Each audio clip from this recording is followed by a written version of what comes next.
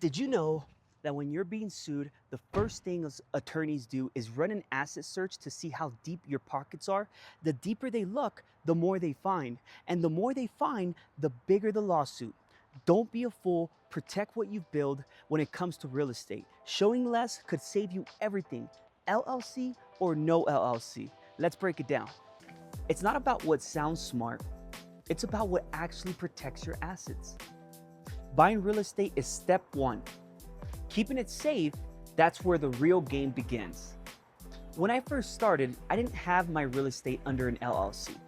Everything was under my name.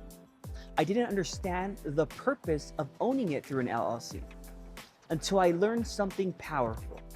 It's not about how much you own, it's about how much you control. If you're just getting started with your first investment property, maybe you're renting your first home, you might not need to rush into an LLC. Here's why. It costs more to start and maintain an LLC. Most banks won't give a 30-year fixed loan to an LLC. You might delay your first deal trying to overstructure. You probably don't have enough risk or assets to protect yet. And insurance can cover the basic liability.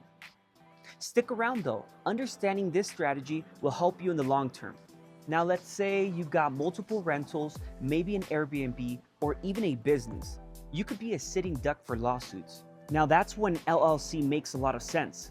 It separates business from your personal finances. It gives you tax flexibility, especially with the partner or passive income.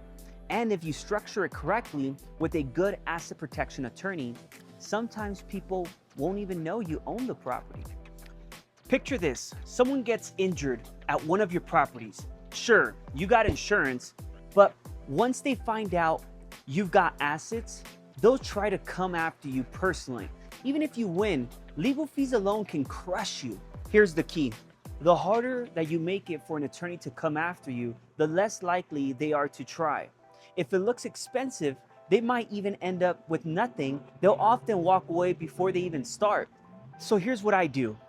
I buy the property in my personal name to get the best financing deal. Then I transfer it into an LLC after closing. And I always check with my CPA and attorneys before making any move. Here's a pro tip. Transfer as soon as possible, right after you purchase, because the county may reassess your property taxes. And if you wait years, that could jump drastically. This strategy works for me because of how my taxes and my businesses are set up. But what works for me may not work for you. So consult with your CPA or an asset protection attorney. If you have questions, drop them in the comments